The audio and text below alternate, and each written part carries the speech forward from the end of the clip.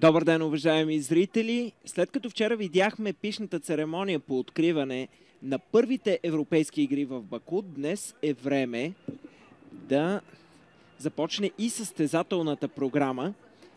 Преките предавания на БНТ HD стартират с състезанието по триатлон при дамите. Първата дисциплина, която ще определи златния си медалист на европейските игри в Баку. 48 ще са дамите, които ще спорят за този първи комплект медали. Между тях има и една българка, Христа Стойнева, която ще стартира точно с 48 стартов номер. Виждате в момента на вашите екрани с номер 1 Айлин Рийд от Ирландия. Втора в финалите на световните триатлон серии през 2013. С номер 2 Рейчел Кламер от Холандия, европейската шампионка за 2013. Нейната сънародничка Майке Келерс с трети стартов номер. Тук ще видим повторение на един интересен двубой от Олимпийските игри през 2012 година. Олимпийската шампионка Никола Шпирик от Швейцария и сребърната медалистка Лиса Норден от Швеция ще бъдат тук през 2012 година в Лондон. Те завършиха с равно време, като Шпирик успя да изпревари своята съперничка само с 15 см. Какво представлява триатлона? Вероятно повечето от зрителите имат представа, но това е една страхотна комбинация между плуване, колоездене и бягане. Километър и половина ще преплуват състезателките в Каспийско море. Ще пробягат първо няколко метра по плажа Билгах, където се намираме в момента. След това ще поемат по дългия път, за да бъдат в комбинация с велосипеда 40 км и ще приключат над преварата с 10 км бягане. Ето я Айлин Рийд на вашите екрани. Пета в световната ранглиста. Първата европейка от най-добрите в света. Рейчел Кламер, тя пък е седма в ранглистата на планетата. Шеста от световния шампионат през 2010 година.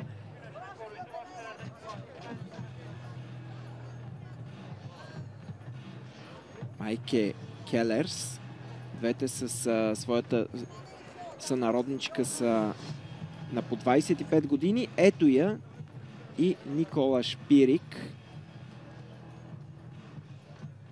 На 33 години вече.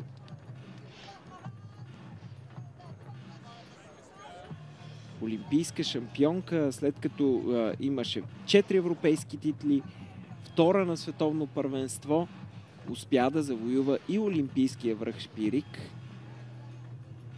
Юлия Елистратова от Украйна и Александра Разаренова от Русия са с 6 и 7 стартов номер. Разаренова е европейска шампионка за девойки до 23 години.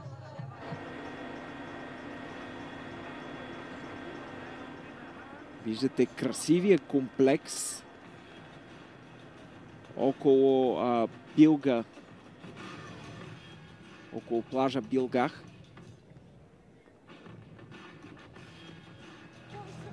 43-та според ранглистата на състезателките, които са тук, е Христа Стойнева. Ще имаме възможността да си поговорим и за това българско момиче, което въплащава триатлона в последните години.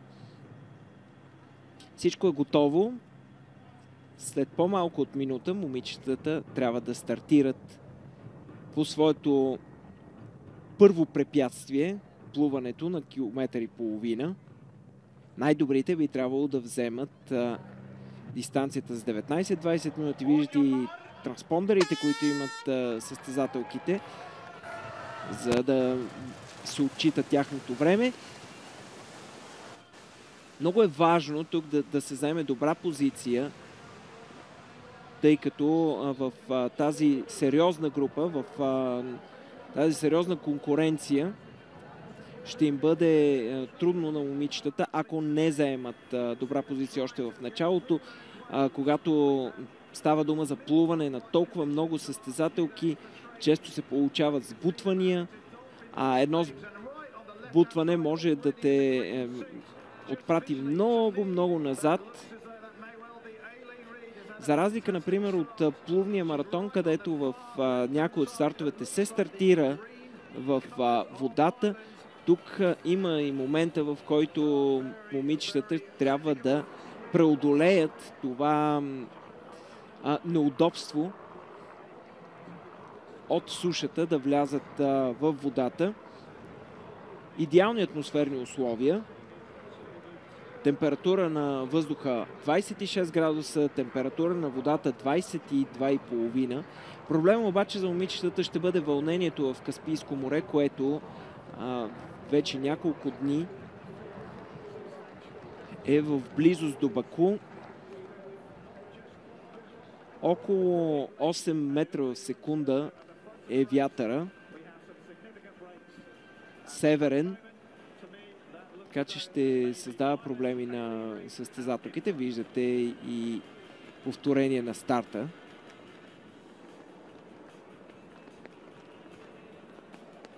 Както виждате, всяка от момичетата си има свой разграфен коридор.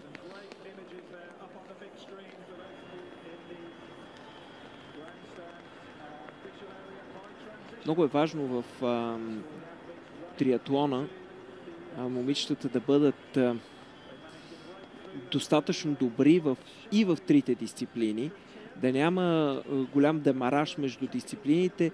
Ако в други многобойни дисциплини, като например в модерния петобой, до някъде е възможно да се компенсира слабостта в една от дисциплините. При триатлона това е почти невъзможно.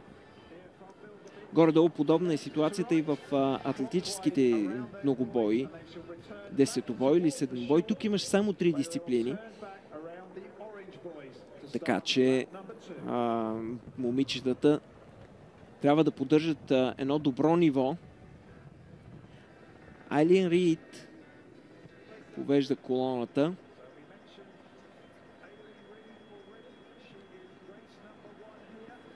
Момичето от Ирландия е една от най-добрите пловкини сред триатлонките. През този сезон Айлин Рийд беше четвърта на старта от световните серии в Лондон, непосредствено преди Европейските игри в Баку. Иначе шеста в Йокохама и седма в Голд Коуст.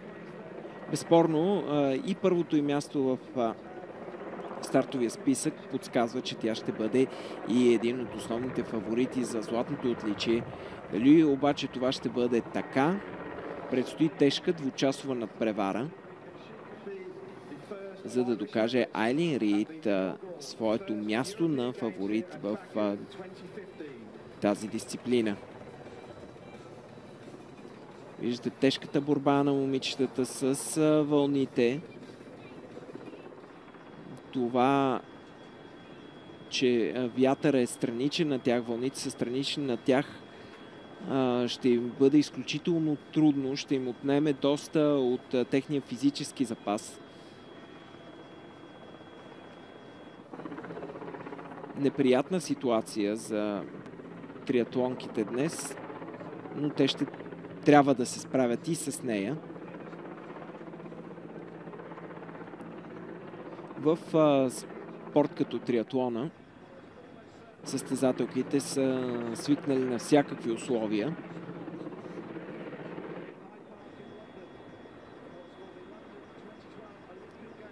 Виждаме, че има смяна на водачеството. Айлин Рийд изостава за момента на трета позиция. Ако успявам добре да видя, Рейчел Клаймър, точно така, е първата, която ще мине покрай шамандурата.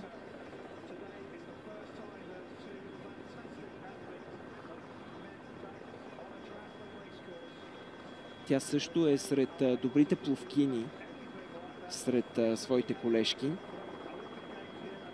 Една от младите надежди на триатлона е Рейчел Клаймър. Тя влиза в момента в най-добрите години за този спорт. 26-28 години. Веднага зад нея е Анастасия Абросимова от Русия.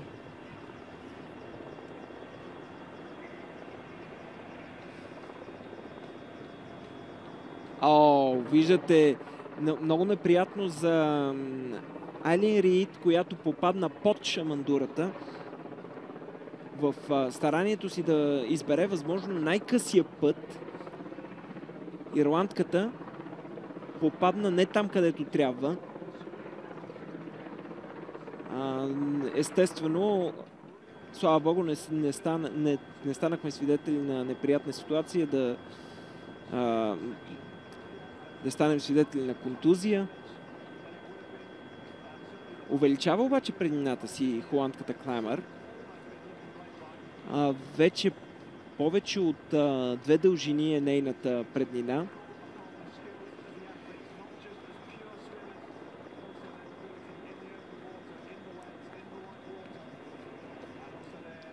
Тук някъде е и Христа Стойнева. Ако не се лъжа, точно в момента тя преминава първата шамандура. За Христа Стойнева ще бъде истински успех, ако завърши в топ 35. Христа е една от най-младите състезателки тук. Тя все още няма 20 години. Ще ги навърши на 30 октомври. Само още 5 момичета са родени през 1995, какъвто е случая с Христа. 2 през 96-та, а най-млада е Ева Сказа от Словения, която скоро навърши 18 години. След като в един момент се опита да се откъсне Рейчел Клаймър, не й се отдаде обаче да е толкова бърза в атаката си. Рускинята Абросимова дублира нейните усилия, а виждаме, че Айлин Рийд, която стартира толкова уверено, сега вече е на 6-7 позиция. Разбира се, преднината на холандката не е чак толкова голяма, че да бъде нестопяема до края на състезанието.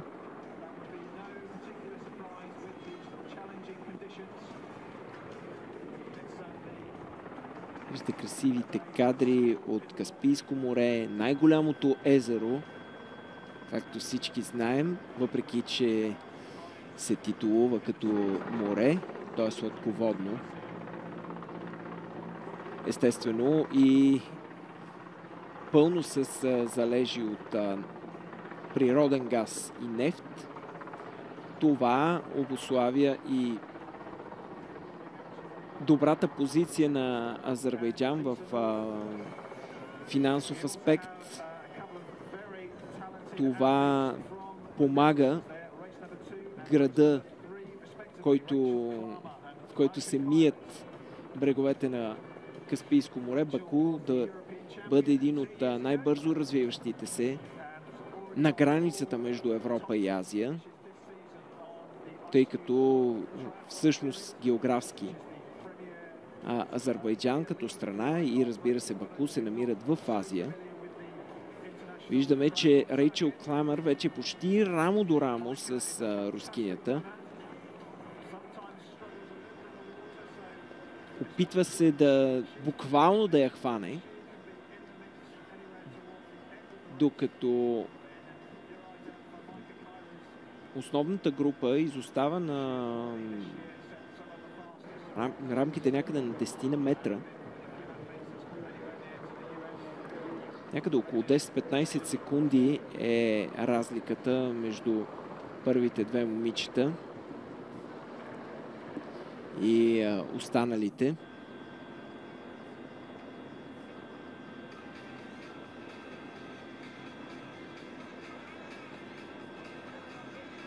Добре се разположиха състезателките. Ще се опитат тук отново по възможно най-късия път мина Айлин Рид.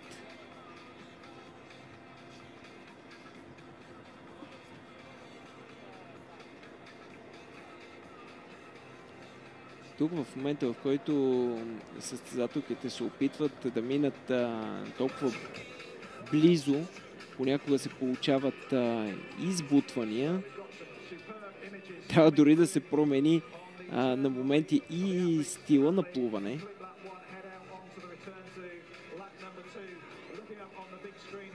Виждате как Клер Михел от Белгия буквално се сблъска с шамандурата.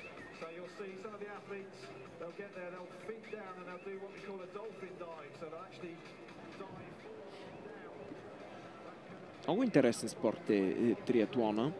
Комплексен. Един от спортовете, които развива страшно много качества. А и един от спортовете, които се развива най-бързо.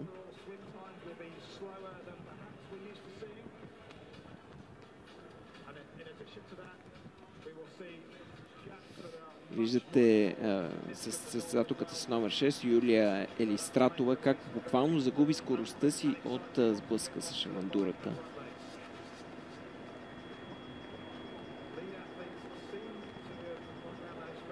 Състезателките преминават две обиколки по 750 метра.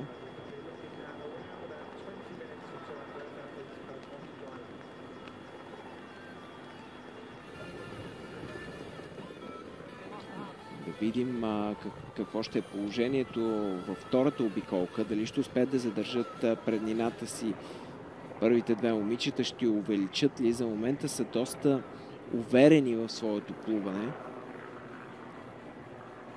Ще успеят ли пък другите да наваксат?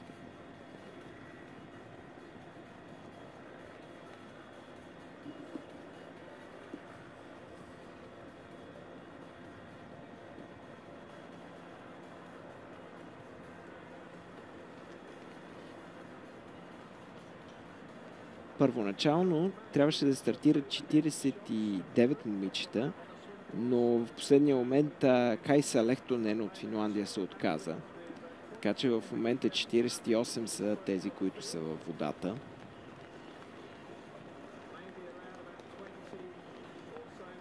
Естествено, на първите две места Рейчел Кламер и Анастасия Абросимова.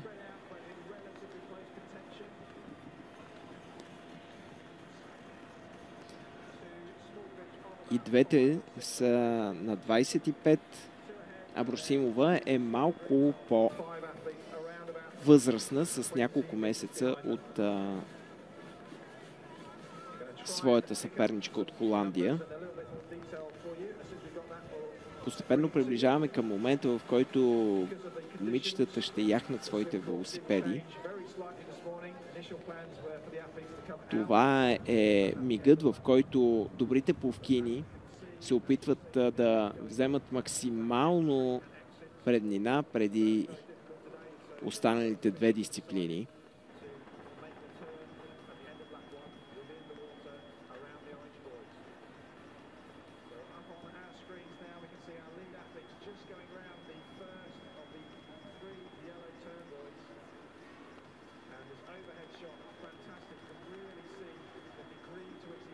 За съжаление, тук на европейските игри няма да видим голяма част от добрите европейки.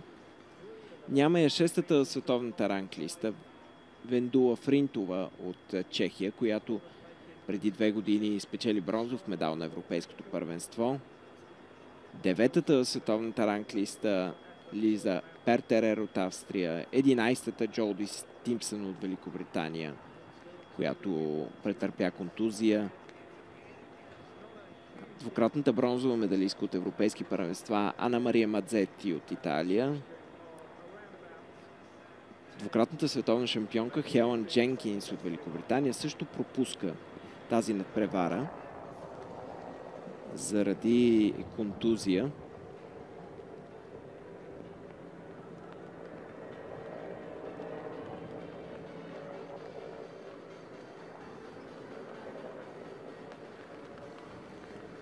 Така, всъщност от първите 20 в света, единствено Айлин Рид и Рейчел Кламер са тук.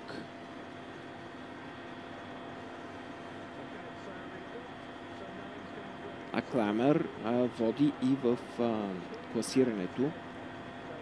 За разлика от при мъжете, при дамите до голяма степен американките диктуват модата.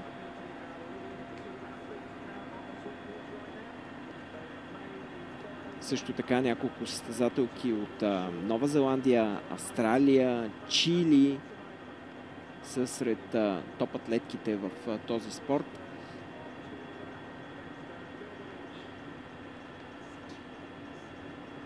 Европейките като че ли поизостават в последно време, въпреки че когато става дума за Олимпийски игри, ето че първите две на последните Олимпийски игри в Лондон, на последното издание на игрите, бяха от Европа. Олимпийско и тук предизвикателството, защото състезателката, която спечели днешната надпревара, получава директна квота за игрите в Рио де Жанейро до година. Виждаме, че все по-голяма става преднината на двете момичета. Някъде в рамките на 25-30 метра пред основната група, която пък се консолидира.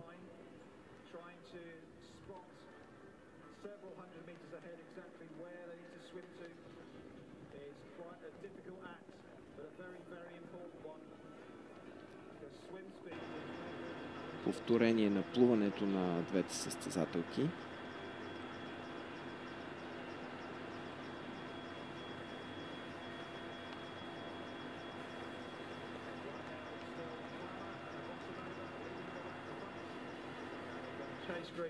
Around 20 meters behind them. Once they get onto dry land, we'll get our first time split. Дали пък няма в последните метри да предприеме атака рускинята. Виждаме, че максимално близо се приближава до своята холандска съперничка. Анастасия Абросимова не може да се похвали с най-доброто си представяне през този сезон. Тя завърши 34-та в Кейптаун, в старта от световните триатлон серии. Но явно, че Абросимова е амбицирана тук ако не да спечели победата, то поне да намери място сред най-добрите.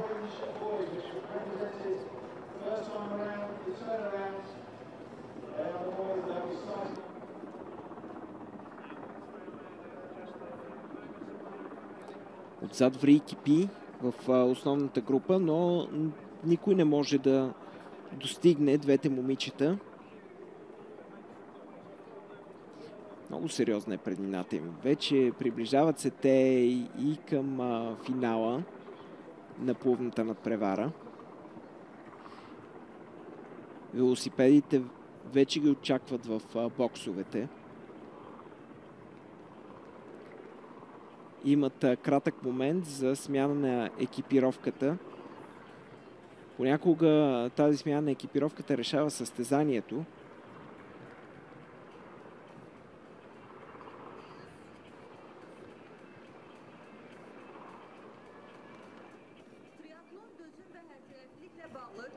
Понамалиха темпото в последните метри и това е напълно нормално. Поради простата причина, че трябва да запазят достатъчно сили. Предстои им една доста сложна надпревара. на 40 км колоездене.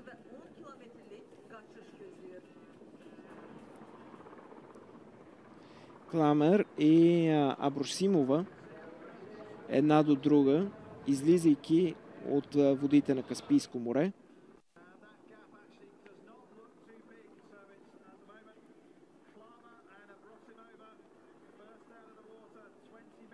С равно време, 20 минути и 16 секунди. Едно не чак толкова добро време в плуването. Според мен до някъде е обусловено, разбира се, и от вълните, които видяхме. Лиза Норден, олимпийската вице-шампионка на трета позиция. Гърбедян от Франция четвърта. В основната група, на край на основната група, олимпийската шампионка Никола Шпирик на 34 секунди зад Кламер.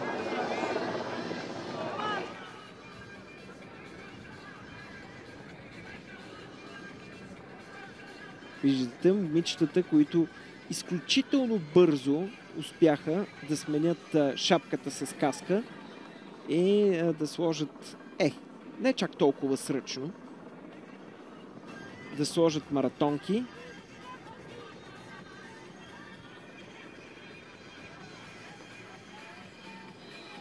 Сега предстои втората част, по-сложната и най-дългата, около 1 час, колоездене, 40 км.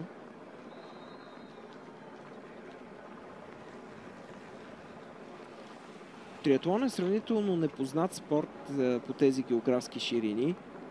Всъщност днешното състезание е първото в Азербайджан от международен мащаб. Азербайджан имат представителка тук, Ксения Левковска. Само по името може да разберете, че Ксения не е родена в Азербайджан. Тя е състезател от Украйна, която беше натурализирана преди 2 години.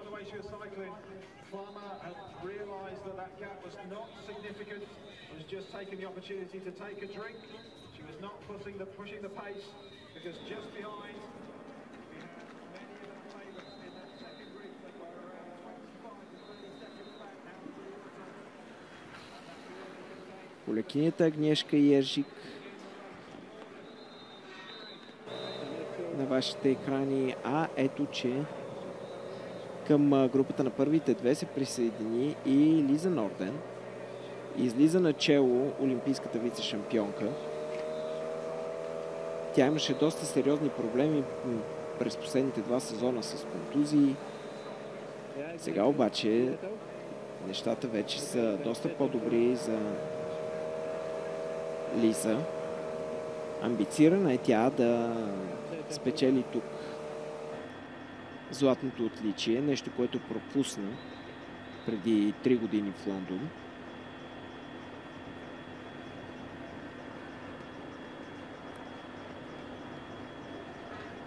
Нейният треньор сподели преди състезанието, че Лиза е готова за това състезание. Много добра е в плуването, добре се справя и с колоезденето. Камерата, която видяхте отгоре, ни показа какви красиви комплексчета за почивка има тук около плажа Билга. Доста са се постарали домакините. Цветенца, нови сгради. Басейнчета, ако не ви се разкарва до Каспийско море.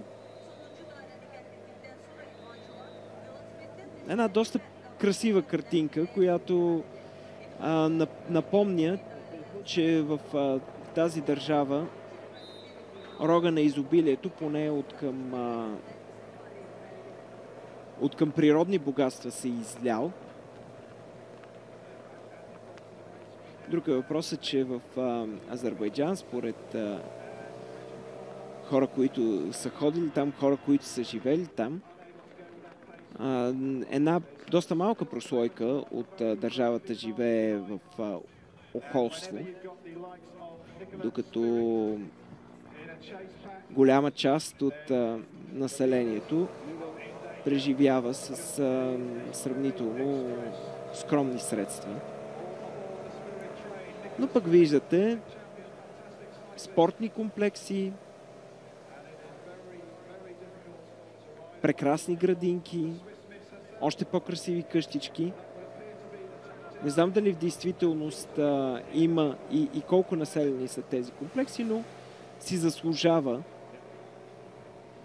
дори за състезателките да видят тази красота, която ни предоставят кадрите. Виждаме последната състезателка, която поема по трасето. Това е гъркинята Денис Димаки, една от най-възрастните на 38 години. Не всичко е толкова красиво. Кадъра от хеликоптера ни показва и строителната площадка. Не можаха да смогнат с всичко организаторите.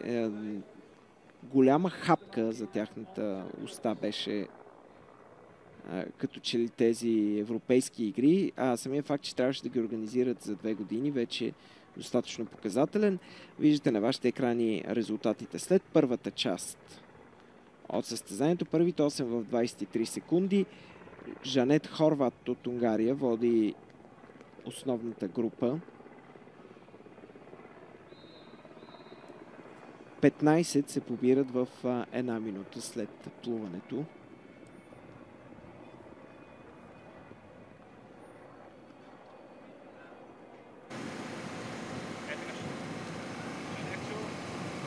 Кламер и Норден се откъснаха. Сега холандката отново поема водачеството. Поизостана рускинята Абросимова, което до някъде беше и очаквано, тъй като тя не е сред добрите колоездачки в световния тур.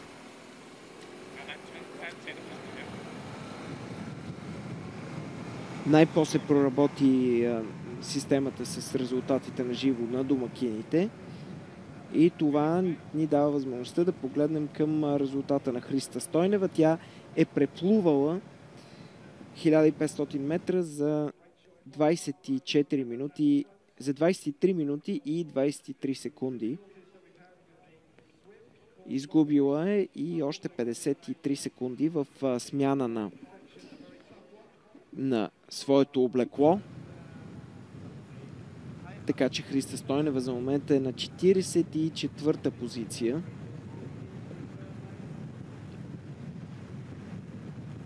Христа, едно момиче, което участваше дълги години и в лекоатлетическите състезания. А сега на вашите екрани Никола Шпирик, олимпийската шампионка, опитва се да догони първите 2 състезателки. Откъсна се вече от групата на преследвачките. Виждате, огромна е преднината на Шпирик. От този кадър се вижда най-добре и интензивност.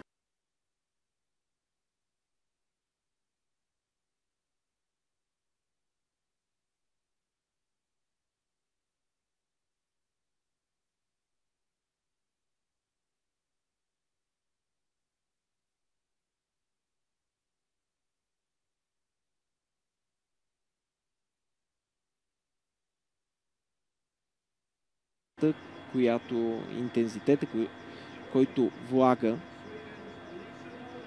състезателката от Швейцария в въртенето на педалите.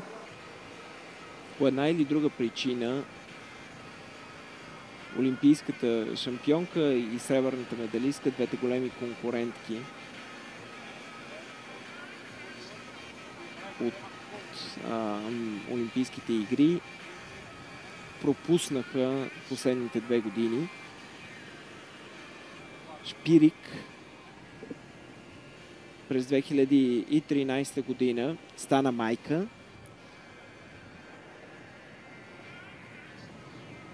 Роди син.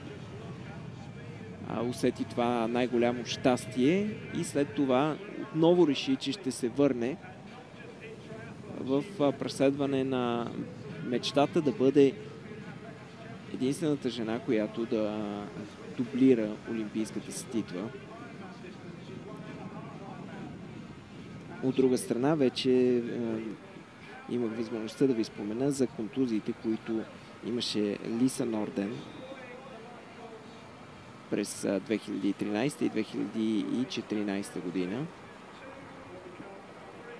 Основната група, в нея прави впечатление присъствието на новата азербайджанка Ксения Левковска. Левковска е състезателка, която не блестеше до сега с кой знае колко добри резултати, а ето, че групата на водачките вече става от 3 момичета. Успя олимпийската шампионка да застигне първите 2. Да видим дали тази атака обаче няма да изструва скъпо. Доста свежа изглежда Шпирик до момента. И ми се струва, че тепърва тя ще се опитва да не само да поеме водачеството, но и да направи разлика пред своите 2 съпернички. Трябва много добре да умееш да разпределяш силите си в триатлонската надпревара. Наистина натоварват се различни групи мускули, но това няма особено значение. Физически тялото се изморява, в която и да било от трите дисциплини, изключително много. И трябва да имаш огромна издръжливост, за да успяваш да се задържиш на високо ниво. Да видим каква е разликата между основната група и трите момичета начело. 28 секунди. 28 секунди за французойката Гарабедян.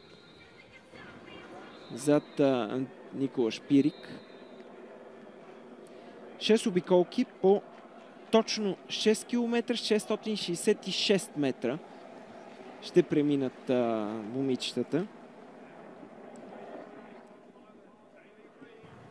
40 км точно е измерено трасето на колоезденето. Всъщност единственото трасе, което е по-малко от класическата граница, е това на бягането, което е 9 км 945 метра, но разбира се, то попада в границите на допустимото отклонение в триатлона. Отзад също ври екипи. Момичетата, които са в основната група, се опитват да намерят по-добра позиция. Разбира се, все още са много, много далеч от разрешаването на спора помежду си. Но всяка от тях се опитва да намери добра позиция след колоезденето. Предполагам, вече и след средата на надпреварата ще видим и по-големи разкъсвания.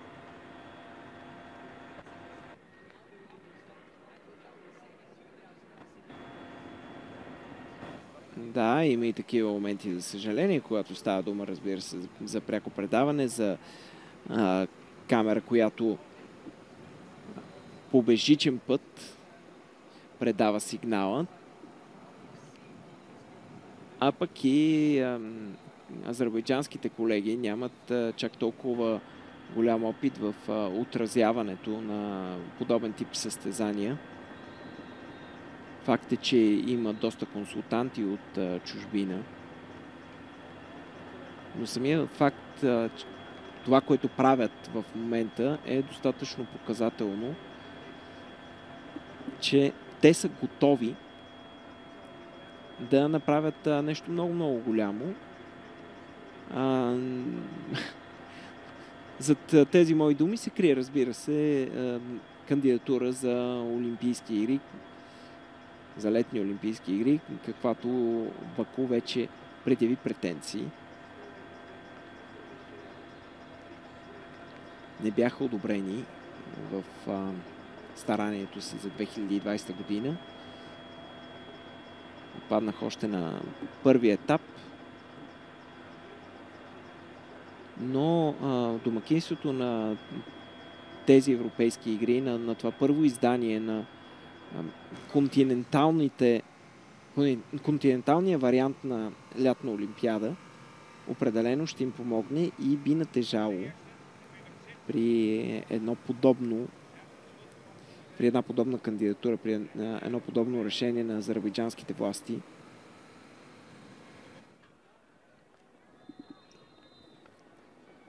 Ето го момента, в който Кламер, европейската шампионка от 2013, Рейчел Кламер, пое по 40-километровия път. Виждате, абсолютно всичко е на мястото си. Каска, екип, за да не се губи никакво време.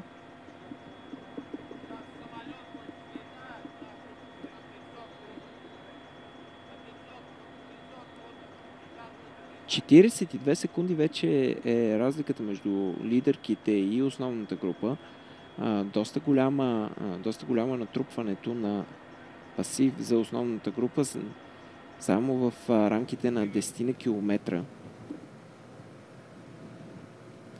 Лидерките не се отказват.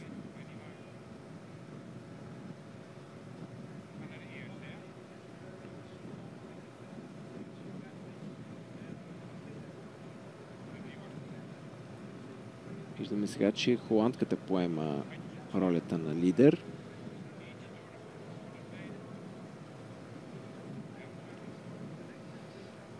Четиридесет и четвърта вече е Христа Стойнева. Опитва се и се бори всъщност с Дора Местер от Унгария. Разликата между нея и 42-то място на Романа Гайдушова от Словакия вече е много голямо, в рамките на половин минута. Всъщност в България триатлона е едно почти семейно занимание.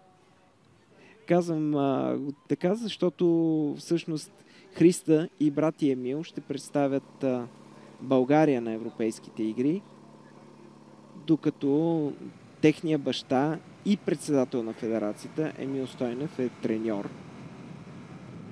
Една шепа са триатлонците в България. Не са много центровете, в които се развива този толкова интересен спорт. Разбира се, от федерацията правят всичко възможно, за да има този спорт по-голямо развитие, но всъщност, изключая София, Пловдив, град Баня, Карловско, местата, в които този спорт се практикува, не са чак толкова много. Всъщност в момента Христа е състезателят, който има най-големи успехи. Когато беше едва на 17, тя стана 14-та на световния шампионат за девойки. И това е най-доброто представяне при дамите.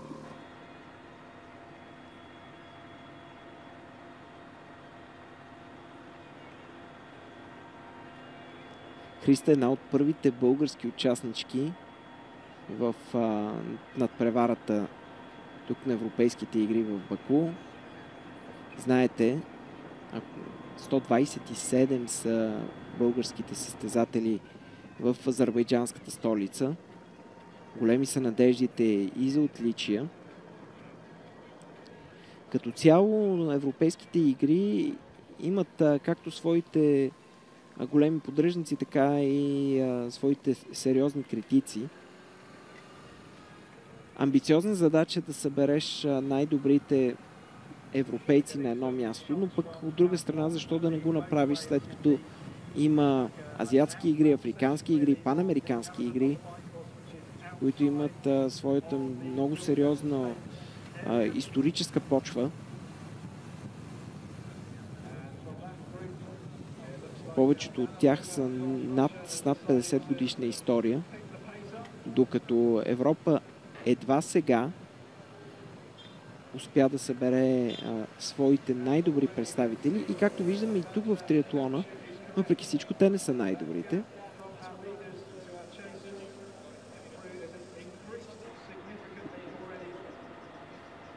Сега рускинята Разаренова даде знак на своята съперничка да я задмине, но пък тя не пожела.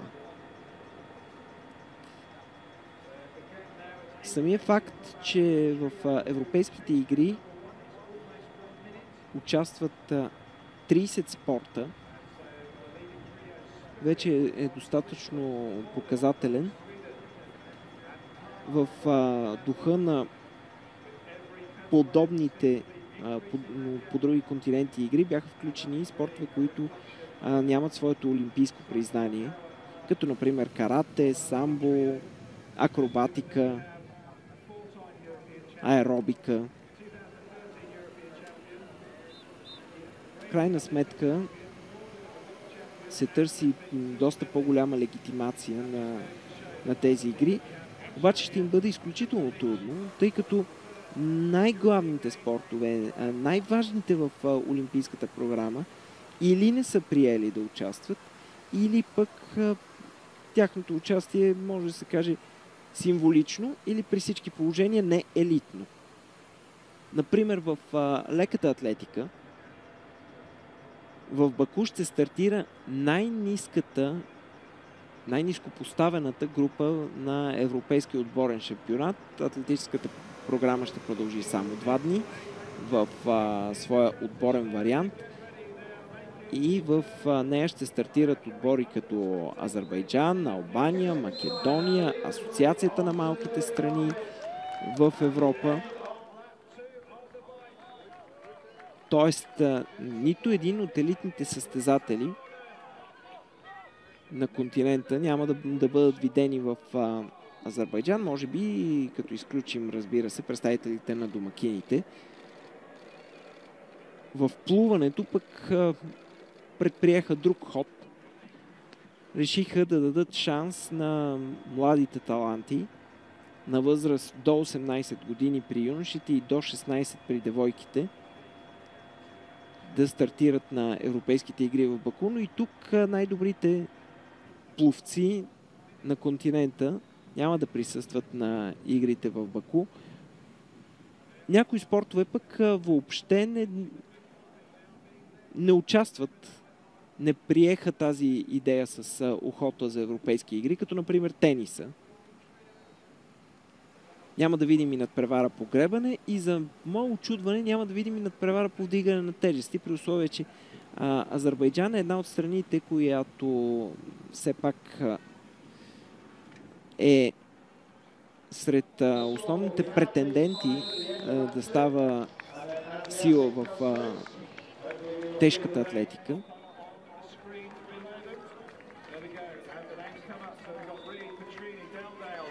Виждаме, че изоставането на Айлин Рийд след втората обиколка е вече минута и 19 след първата група.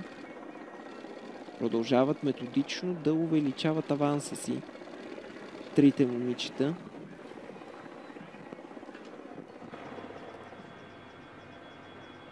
Да продължа мисълта си, тези европейски игри едва ли ще успеят да съберат на едно място най-добрите състезатели, въпреки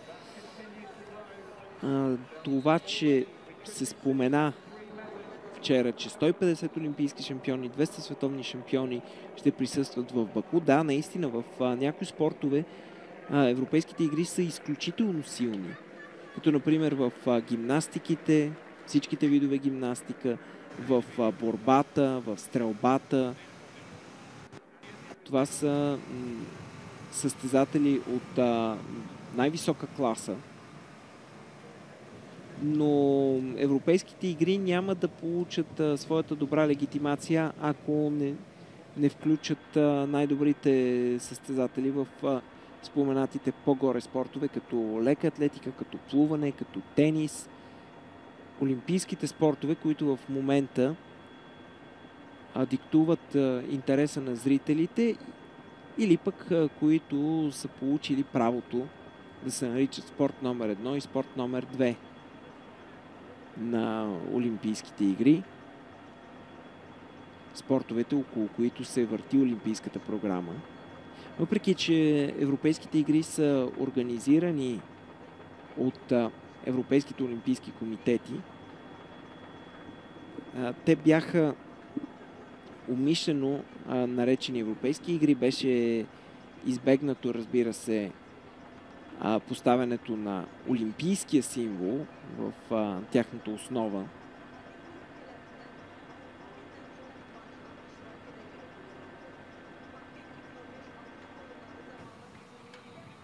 Между другото, в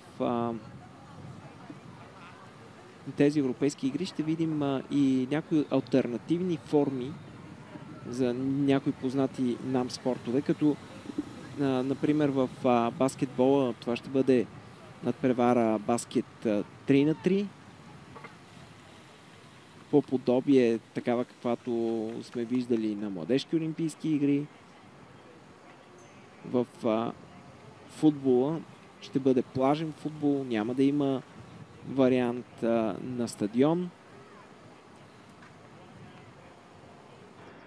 Ще има и някои нови и интересни дисциплини, като например в стрелбата смесена надпревара.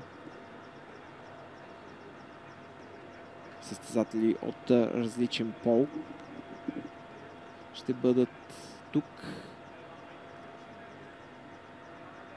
Ето го и класирането на вашите екрани.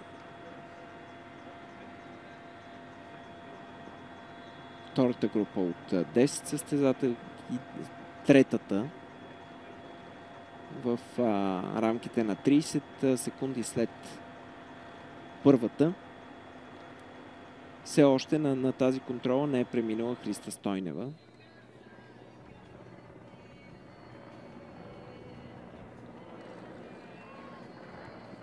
Виждаме още една групичка от състезателки, които затварят втората обиколка. Това са момичетата между 38 и 42 място.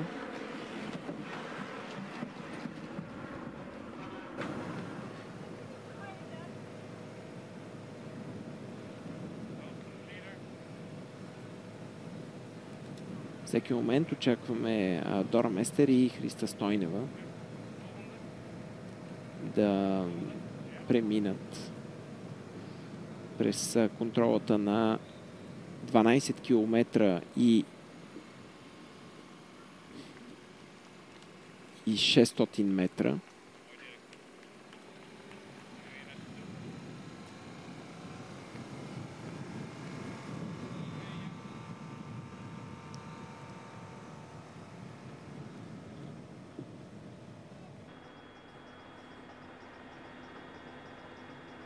Дебнат се Норгрен, Шпирик, Кламер.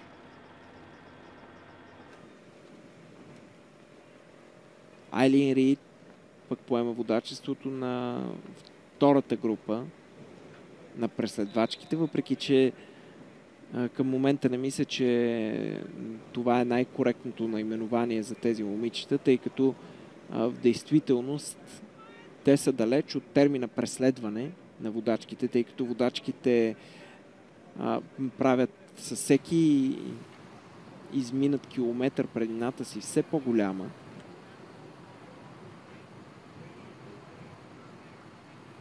Ето я и следващата група.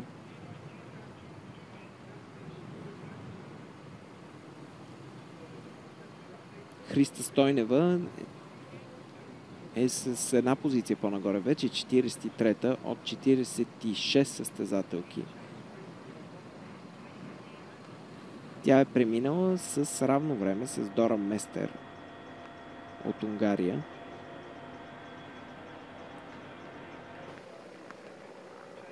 Хана Пейс от Малта не завършва състезанието. Самия факт, че България успя да класира двама състезатели на първите европейски игри в надпреварата в триатлона, вече е успех. Първите 5 получиха своите квоти в всеки един от половете, както при мъжете, така и при жените, от Европейския шампионат през 2014 година.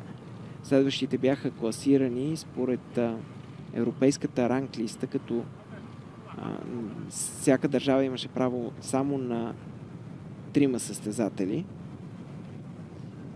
Именно според представянето си в европейската ранглиста, Христа Стойнева намери място тук на игрите.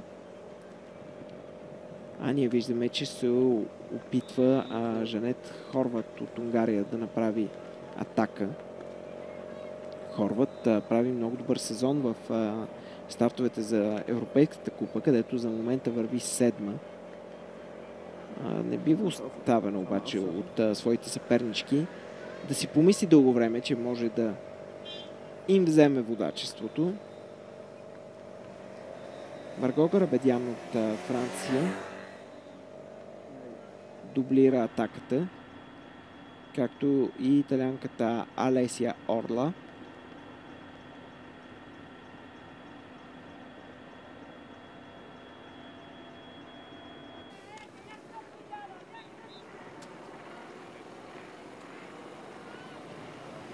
Доста високо темпо на каране поддържат първите 3 състезателки.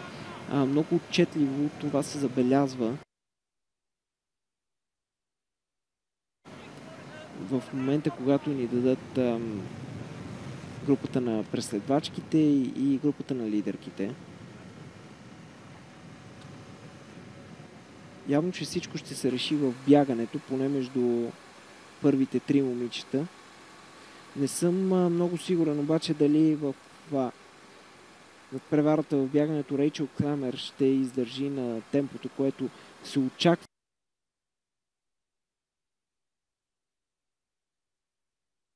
да наложат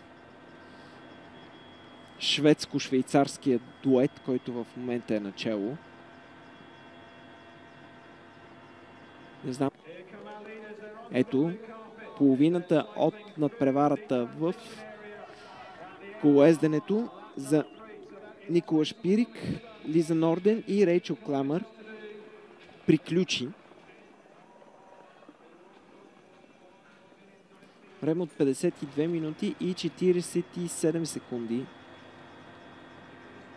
за водещите момичета. Разбира се, те се побират в рамките на 1 секунда, но това няма абсолютно никакво значение.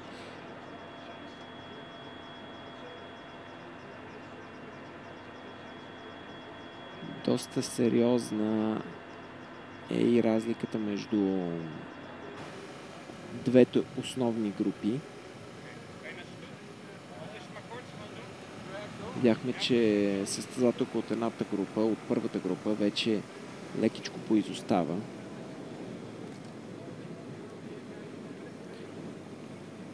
От тук нататък добрите колоездачки ще се опитат да вземат каквото могат от тази надпревара, за да разчитат и на по-добро класиране преди последната част от надпреварата, преди тези толкова мъчителни 10 км. Винаги най-трудни за момичетата.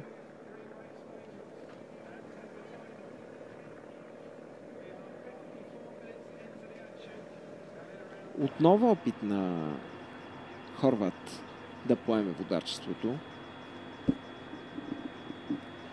Не знам дали тези усилия няма да изиграят от лоша шега. Белгийката Михел и французойката Перила изостават в втората група.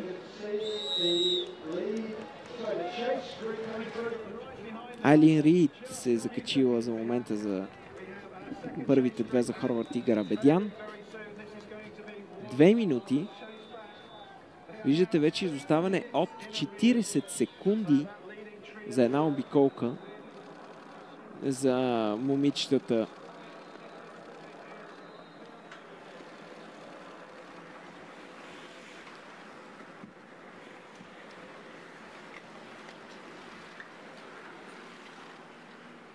Доста сериозно изоставането на основната група и интересно придвижването пък на втората група. Всъщност вече двете групи може да кажем спокойно, че се сляха. Виждате, някъде около 20 момичета са в рамките на 10 на секунди.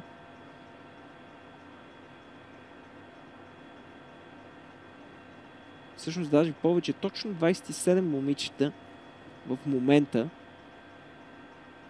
са рамо до рамо. Разликите са толкова малки, че сега може да се получи едно много интересно преплитане между тези, които допреди малко бяха на 30 секунди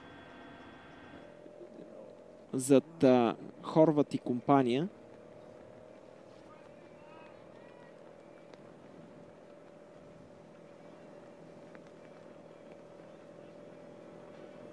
Виждате, че сега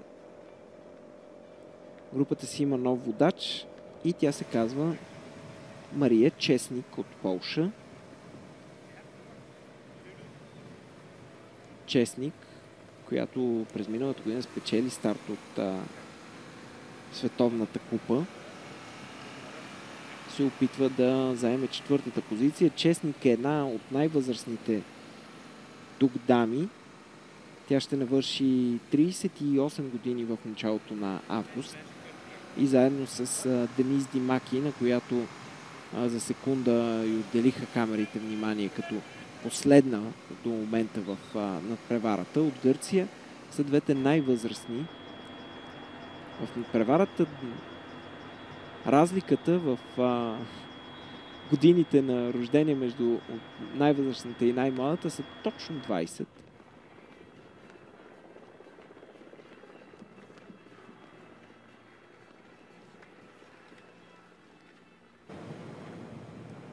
А вече Рейчел Клемер и очакват маратонките за бягане.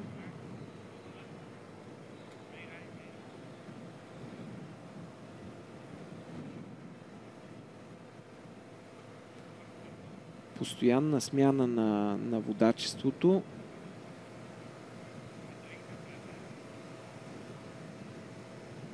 Честно казано, струва ми се, че холандката трудно ще издържи на това темпо до края. Виждате, че е доста сложно да поддържа високото темпо на Шпирик и на Норден, а пък предполагам, че и момичетата ще вдигнат темпото. За първи път имаме стопяване на преднината на лидерките. Стопяването, разбира се, е незначително, само в рамките на 3 секунди. Но отзад нещата стават много по-сериозни. Хедър Селърс, единствената представителка на Великобритания, излиза начело, 4-та позиция.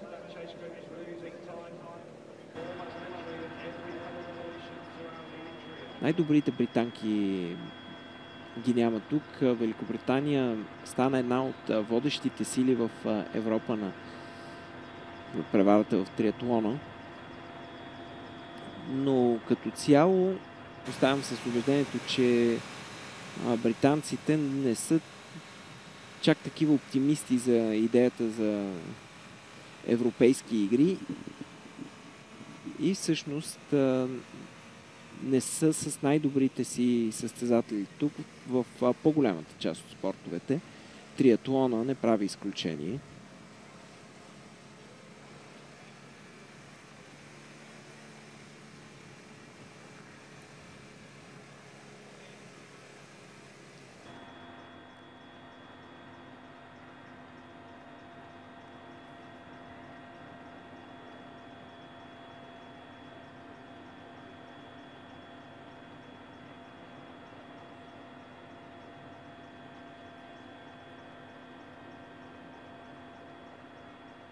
Лиза Норден начело.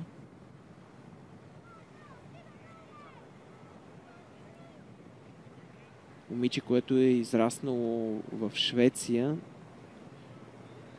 но се е запалило по триатлона, докато е била в Австралия. Живяла една година там, за първи път видяла триатлон и решила, че този спорт й харесва. Участвала за първи път на триатлон в 16 години, когато е била на 16 години, и стила, който е плувала, е бил бруст, а не свободен.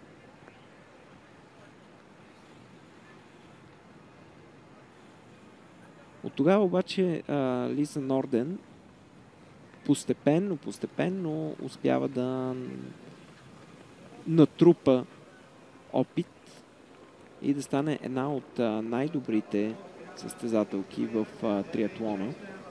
Европейска световна шампионка през 2007 година за девойки до 23 години, бронзова медалистка на следващата година още от европейско първенство, през 2010 дублира своя успех, световна шампионка през 2012, освен сребърния медал на Олимпийските игри.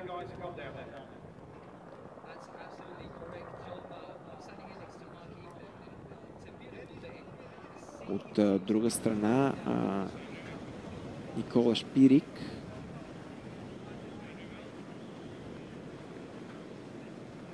която в момента поема водачеството.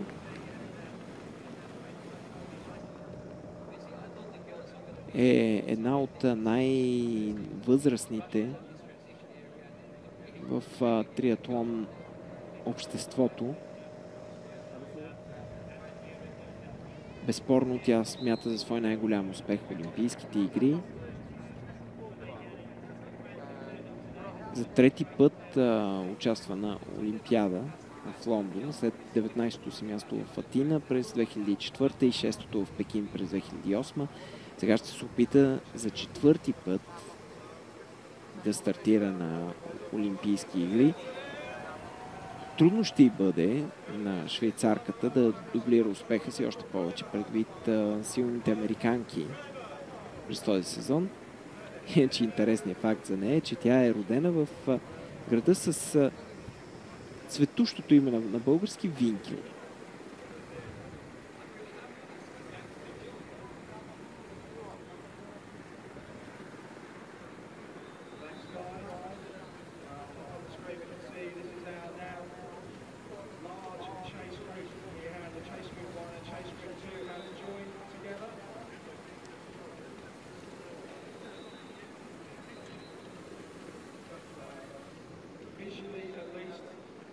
Христа Стойнева продължава полека-лека да се изкачва нагоре по стълбичката на класирането. 42-а позиция за нея в момента, след като беше 43-та на предишната контрола.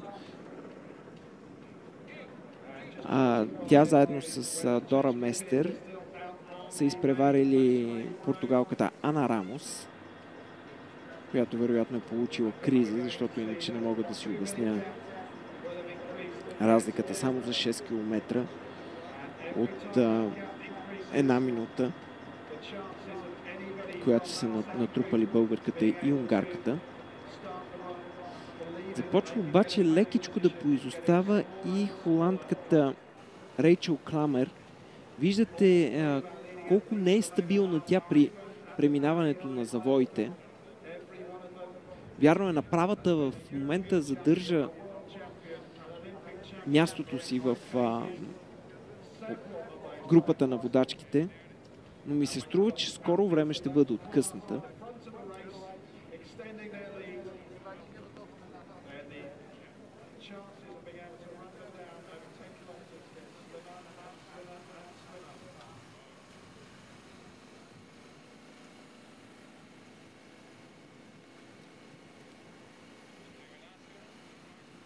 Минават състезателките към по-красивата част, през по-красивата част от квартала, в който се движат през цялото време.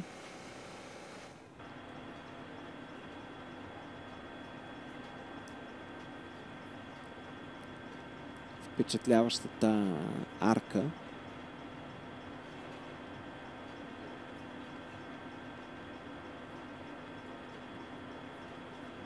И въпреки красотата на този квартал, който е построен тук около плажа Билга, има някаква стерилност,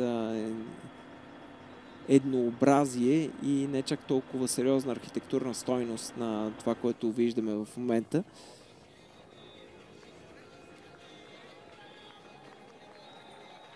Вече разлика от 2.20 за Айлин Рид.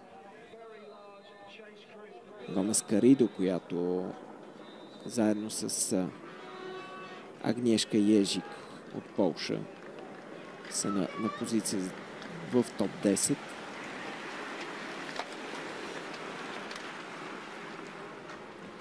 Виждате, че нищо не се знае зад третото място. Позициите от 4-та до 29-та до момента се побират в рамките на точно 4 секунди.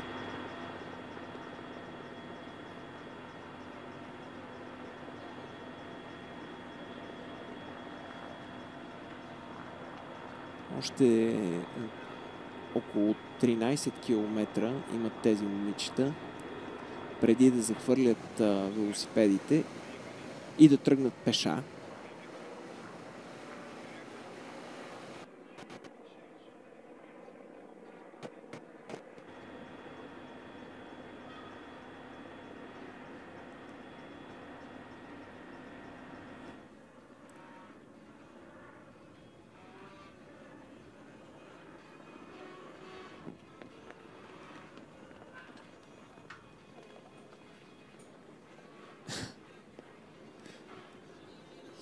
Шпирик помага на своята холандска съперничка, като й показва, че им остават още 2 обиколки.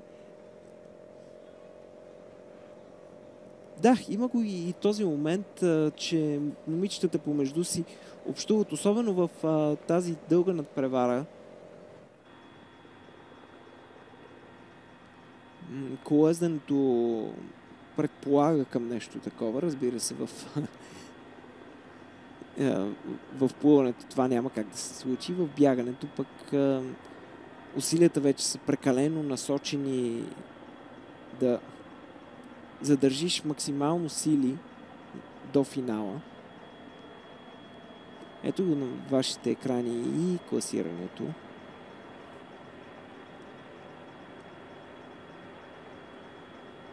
Освен челната тройка, която са Лиза Норден, Рейчел Кламър и Никола Шпирик, Майке Келерс от Холандия 4-та, 5-та Айлин Рид от Ирландия, Марго Гарабедян продължава да се държи на 6-та позиция за Франция, Тамара Гомес Гаридо от Испания излиза на 7-та позиция, Агнешка Ежик от Полша 8-ма, Ева Сказа от Словакия след като дълго време се движеше на 20-21 място. Сега вече е 9-та, а Шарлот Делделе от Белгия затваря 10-ката в тази надпревара.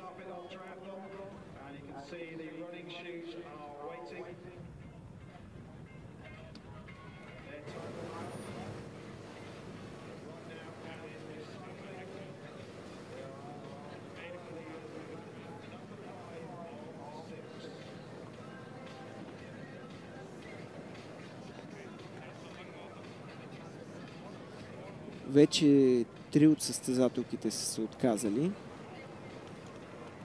Компания на Хана Пейс в бокса, преди още състезанието да е завършило, правят Денис Димаки от Гърция и Пека Остюсун от Турция. Надяваме се, че Христа Стойнева ще издържи на това високо темпо и ще завърши надпреварата.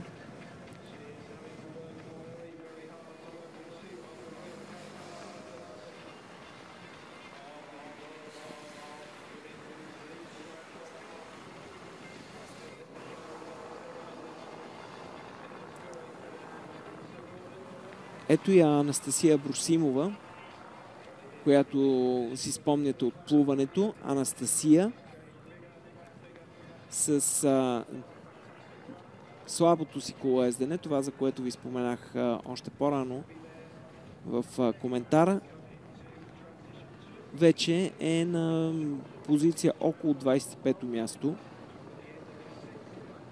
Унгарката Хорват също не е много по-напред.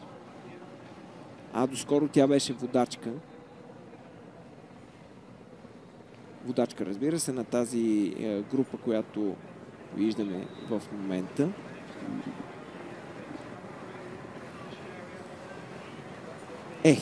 Има си хаз домакините да ни покажат Ксения Лесковска.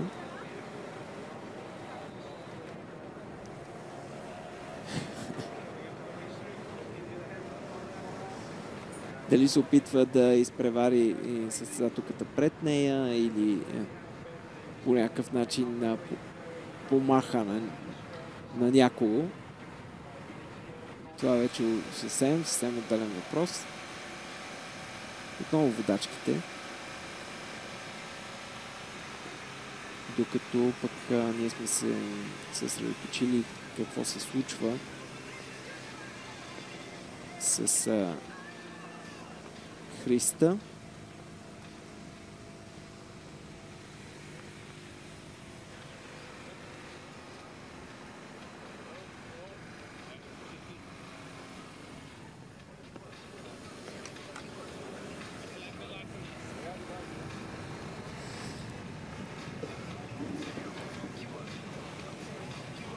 Кламер губи доста енергия, за да достигне лидерките, първите две момичета при преминаването на такъв обратен завой, което подсказва, че нейните сили не са чак толкова големи.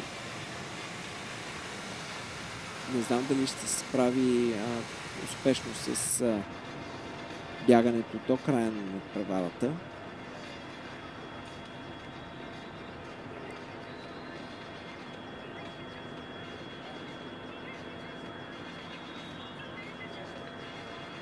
Групата на преследвачките започна леко да се разслоява.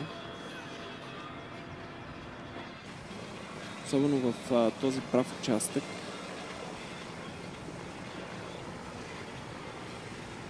Лотте Милер от Норвегия на 4-та позиция в момента.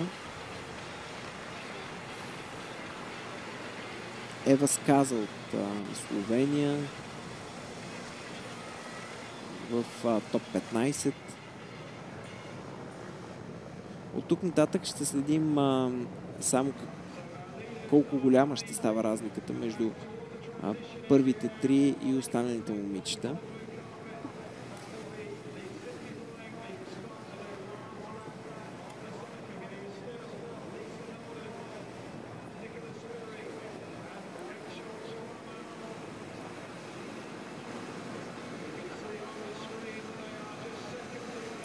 Рейчел Клам на 22 години. Ето я и разочарованата Христа Стойнева. Българското момиче, което не успя за една обиколка да завърши надпреварата в колоезденето. Жалко, защото съм убеден, че в бягането нямаше да се даде Христа и щеше да се държи на прилично изоставане след най-добрите и поне да завърши състезанието.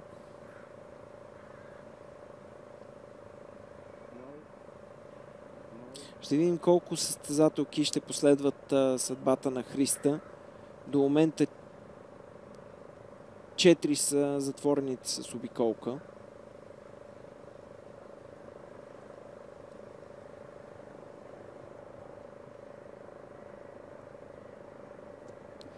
Доста сериозен е аванса на олимпийската шампионка пред останалите две момичета.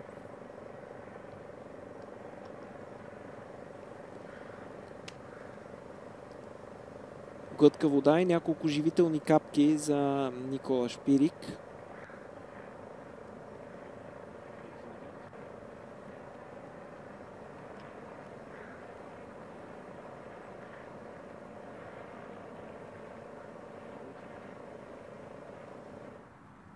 Един от най-добрите бегачи в световния триатлон тур е Никола Шпирик.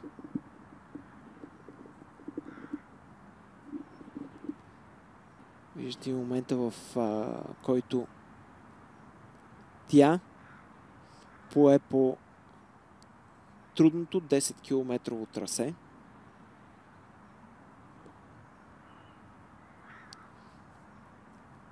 Никола Шпирик е една от най-добрите състезателки в дуатлона, който включва плуване и бягане.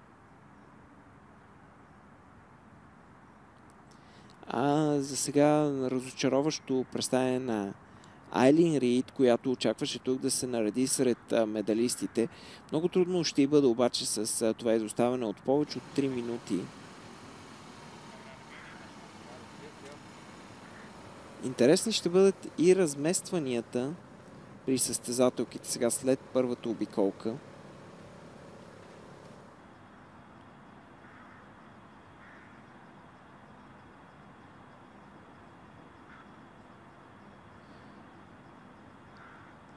Ето ги резултатите след втората смяна. Първите три ги знаете. Шарлот Делделе, Майки Келерс, Агнешка Ежик, Тамара Гомес и Алесия Орла са осмицата. Айлин Рийд на 9-та позиция.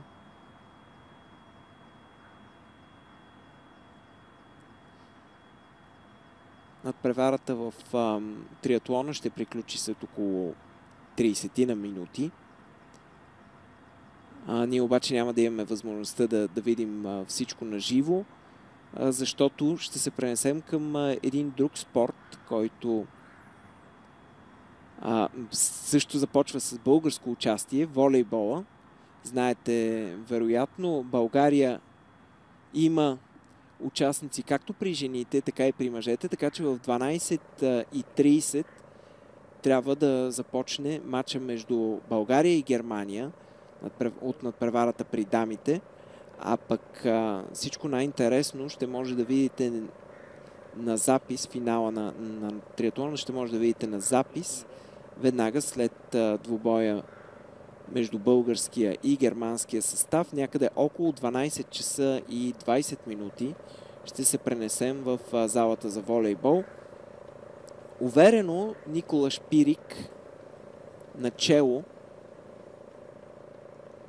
Ако задържи това темпо, едва ли ще трябва да разчита на финалния спринт, който беше част от печелившата и стратегия на Олимпийските игри в Лондон. В британската столица тя изпревари Лиса Норден с само 15 см. Двете завършиха с равно време и трябваше фотофиниш да определя коя ще бъде шампионката. Най-инфарктният финал на Олимпийски игри в общо 4-те до момента, тъй като триатлон е част от Олимпийската програма от 2000-та година. Като цяло триатлон е един от най-младите спортове. Той е създаден в този му вид през 1974 година и много бързо се развива. Причината за това най-вероятно е, че той съчетава три от естествените дейности, от дейностите, които се практикуват и като масов спорт, плуването, колоезденето и бягането. Не се изискват кой знае колко специфични умения. Ако, например, го сравним с модерния петобой, където има фехтовка, стрелба, конен спорт, които трябва да се тренират с години, където има наистина доста специални изисквания. Айлин Рид, заедно с белгийката Клер Михел. На 5-та и 6-та позиция, доколкото успявам да видя. Агнешка Ежик от Полша. На 4-та позиция.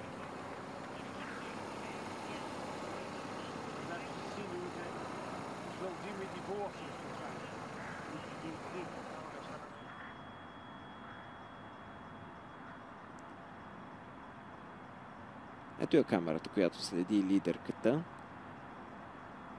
Няколко оператори качени на мотор има по трасето.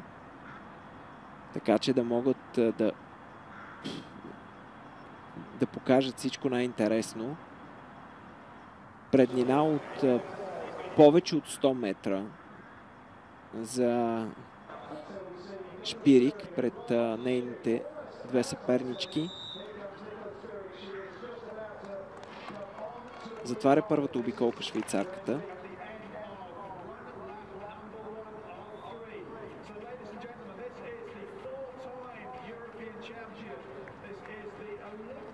Видим каква ще е разликата между нея и шведско-холандското дуо, което следва.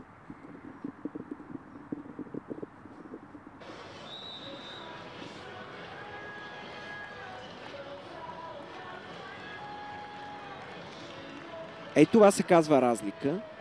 Някъде около 30 секунди има Шпирик пред двете си съпернички. 30, точно 30 пред Рейчел Кламер и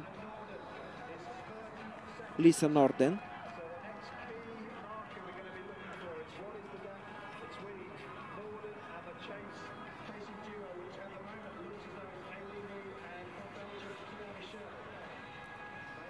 Интересното е, че кариерата на Лиса Норден започва като бегачка. Тя стартира на 3 км още в детска възраст. И явно, че след това са решили заедно с нейния треньор да се преориентират към изцяло друг спорт. Може би, ако не беше избрал този път, сега Норден ще да бъде състезателка в атлетическия маратон.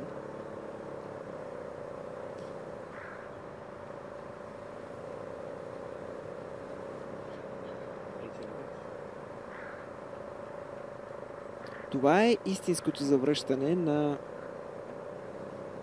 Никола Шпирик. Олимпийската шампионка, която отсъстваше 2 години поради майчинство. Участва завърши само един старт от световните триатлон серии през този сезон в Кейптаун в края на април месец, когато беше на 3-та позиция, но сега Никола Шпирик много уверена по пътя към финала и към златното отличие. 2 минути и 25 секунди за Тереса Гомес Гаридо. Майке Келерс и Юлия Елистратова на 5-та и 6-та позиция. Рид Ежик и Михел с другата групичка, която е станала на 15 секунди зад шестицата. Всяко едно от тези момичета се опитва да се нареди дори позиция, но важното е да е по-напред.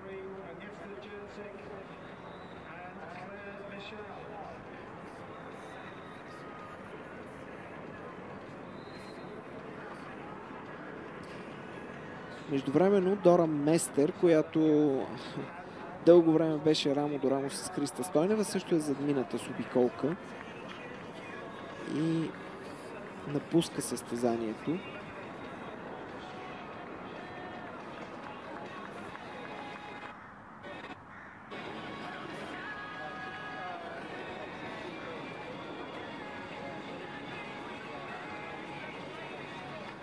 Миничета за сега са преминали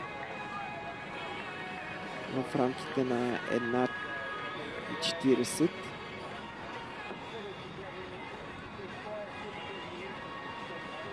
На 40:20 по-скоро. В рамките на час 40 са преминали първите 12.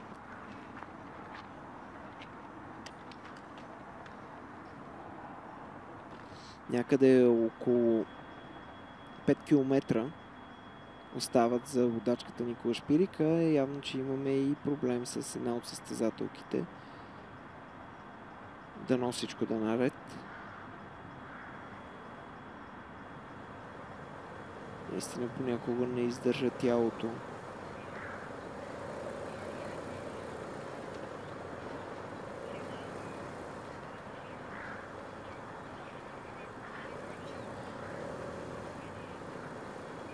Дора Местер е получила контузия. Дано да се оправи бързо унгарското момиче. Пожелаваме им го от сърце. А лидерката Никола Шпирик безпроблемно се приближава към златния медал от Европейските игри, към този дубъл, за който всеки може само да мечтае, защото никой не го е правил до момента. Олимпийска титул и титул от Европейските игри. Явно, че криза е получила унгарката.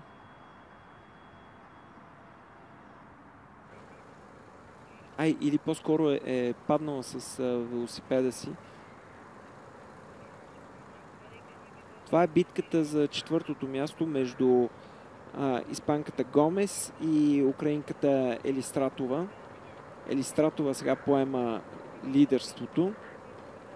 Майке Келерс очевидно изостава на 6-та позиция.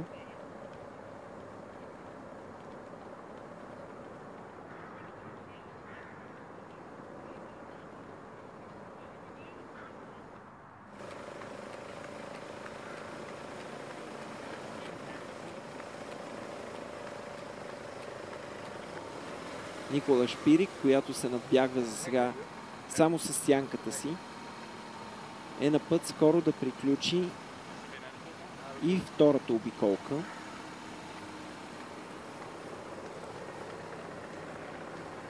Очакваме това да се случи след около 4-5 минути.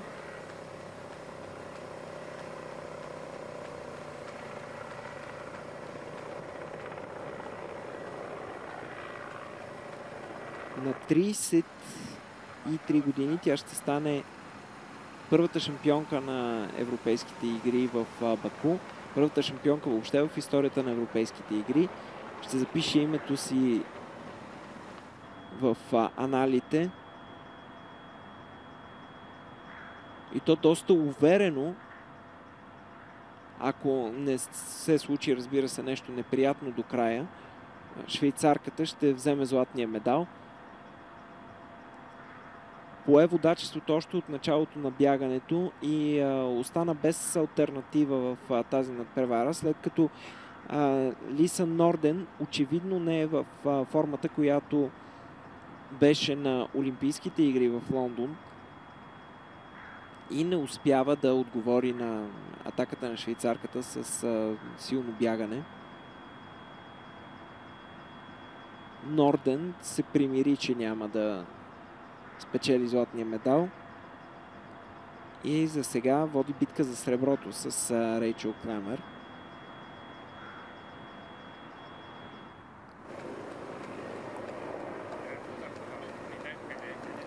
Хубавото за момичетата е, че атмосферните условия са сравнително добри за бягане. Тези 26 км не са изключителна жега. Слава Богу, и влажността на въздуха не е много висока. Тя е около 50%. Едни много добри условия за бягане.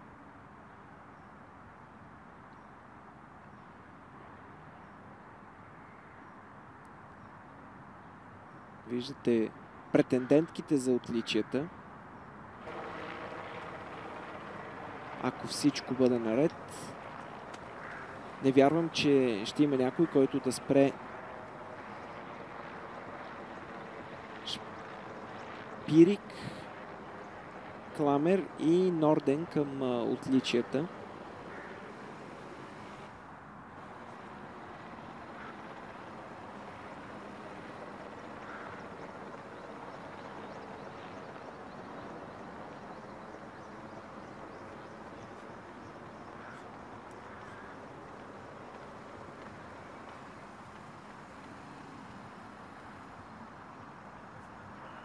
Ще минете те през подкрепителния пункт.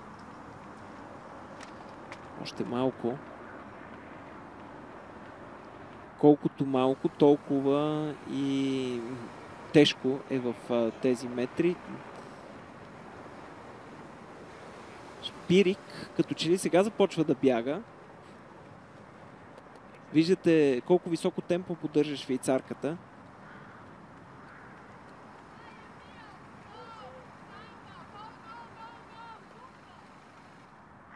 Това, което обаче ми прави неприятно впечатление, е, че почти няма зрители по трасето. Едно на практика стерилно състезание се получава тук в триатлона. Няколко заблудени зрители само. Очевидно този спорт не е сред популярните в Азербайджан. А пък и жителите на Баку са решили, че няма да губят 2 часа от дневната си почивка, за да могат да се насладят на надпреварата на триатлонците или по-скоро триатлонките.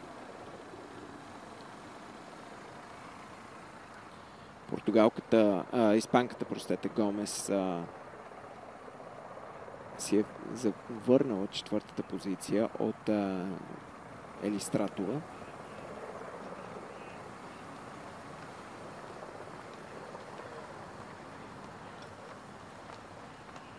Предполагам, че ще имаме време да видим как преминава втората обиколка Никола Шпирик. И разбира се, нейните преследвачки. Преди да преминем в залата за волейбол, за да видим как ще се представят българките.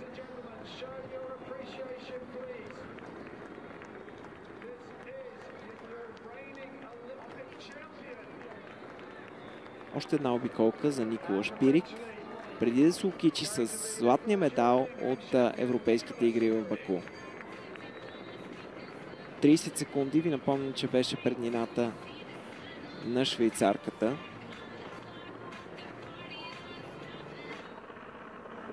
Сега при всички положения ще е доста по-сериозно. Само 3 км и 300 метра делят Никола Шпирик от златното отличие. Леля! Тук отиваме на разлика от почти минута. 51 секунди за Кламер и Норден след Никола Шпирик. Фантастично представяне за швейцарката.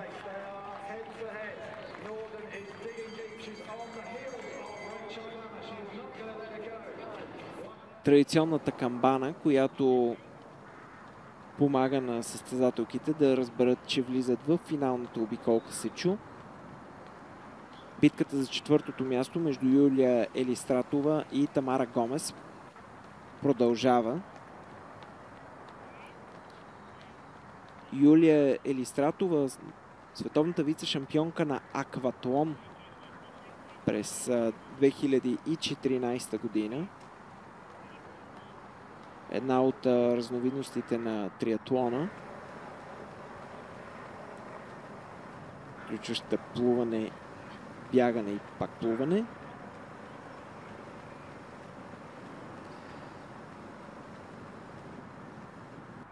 Тереса Гомес пък от друга страна е сред състезателките, които все още не е печелила медал. Няма да успее и днес, за съжаление. Иначе пета на европейския шампионат до 23 години през 2014. На 24 години испанката. 2,30 е разликата между Елистратова и Тереса Гомес Гаридо. Елистратова обаче взима преднина пред испанката. Струва ми се, че украинката ще се опита да реши битката за четвъртото място в този момент с влизането в финалната обиколка. Ето, че Майке Келерс вече е застигната от Айлин Рид. Тук пък в битка вече за шестото място. Осма е Клер Михел от Белгия. В рамките на 3 минути и 5 секунди първата осмица. А момичетата между четвърто и 8 място се побират в 40 секунди.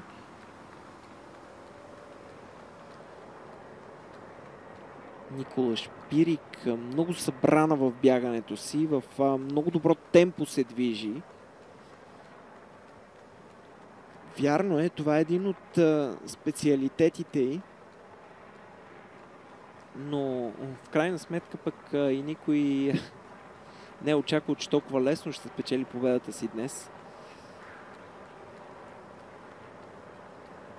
Далеч от изчерпването на каквито и да било физически запаси е швейцарката.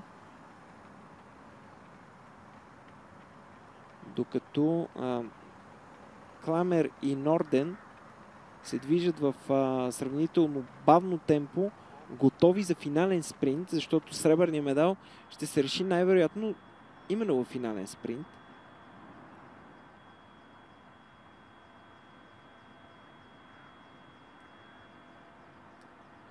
Самотният бегач на дълги разстояния е Никола Шпирик. Разликата за четвъртото място между Елистратова и Гомес вече е огромна. Някъде в рамките на 60 на метра.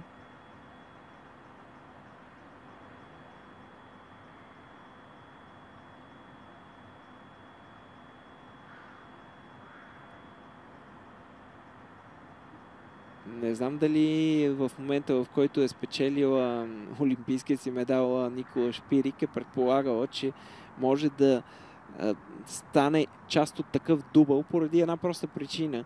Идеята за европейските игри дойде след игрите в Лондон. Тя беше кодифицирана през 2013 година. Така че в момента, в който Никола Шпирик реши, че остава в спорта, тя дори не си представила, че ще стане част от тези игри. Но пък какво по-хубаво от това да спечелиш златен медал, да бъдеш най-добър в Европа на европейски игри.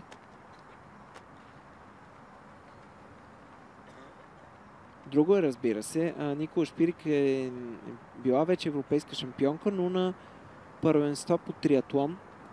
За съжаление нямаме възможността да видим дали на европейските игри атмосферата е съща като на Олимпиада, но пък това, което виждаме на Олимпийски игри, ако е пренесено дори 50% от него в Баку, означава, че имаме едно изключително преживяване, както за зрителите, така и за самите състезатели, които се чувстват много по-добре от факта, че са на едно място, че са събрани различни спортове. И не случайно състезателите в олимпийските спортове се чувстват най-благословени, когато стартират на този най-голям спортен форум веднъж на 4 години. Надявам се, че някой ден в бъдеще европейските игри ще придобият подобен статут за атлетите от стария континент. А сега обаче трябва да се измине много сериозен път преди европейските игри да получат този статут на признати от всичките атлети, от всички спортове, като най-добри, като така да се каже, игрите на континента, за които се готвят 4 години, за които се готвят да участват като една прелюдия пред Олимпийските игри. А дали това в действителност ще стане, зависи, разбира се, от шефовете на европейския спорт.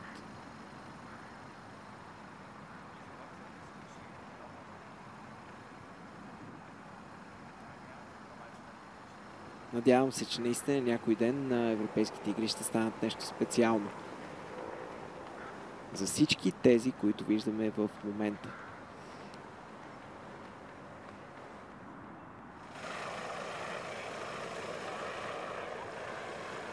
Рейчел Клаймер и Лиса Норден малко преди да започне борбата за сребърния медал между тях. Никола Шпирик на крачка от златото. Дали ще успее да слезе под рамките на 2 часа?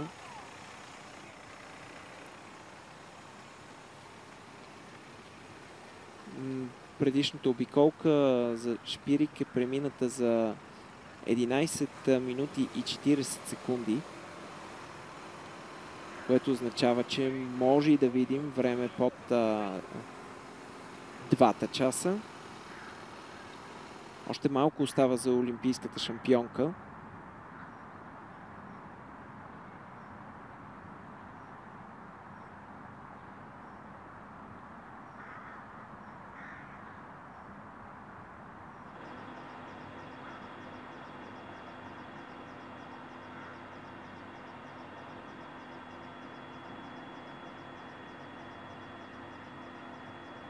Още едно преминаване покрай прекрасния парк, който виждаме в момента с много палми. В този край на континента, или по-скоро в това начало на азиатския континент, където температурите са доста по-благоприятни за развитието на такъв тип растения в субтропичния климат.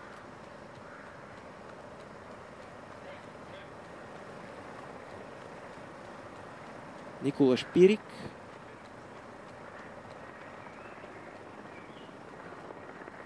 Виждате темпото на швейцарката.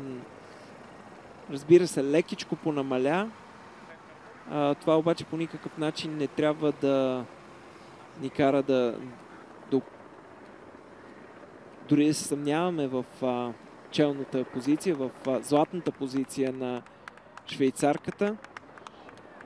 Тя се насочва към финалната права, за да стане първата шампионка на европейските игри, първата шампионка в триатлона. След олимпийското злато през 2012 година Никола Шпирик с време малко над 2 часа успява да спечели европейското злато. Браво за швейцарката. Страхотно завръщане след 2 годишно отсъствие поради майчинство. Естествено, знамето на кръстоносците.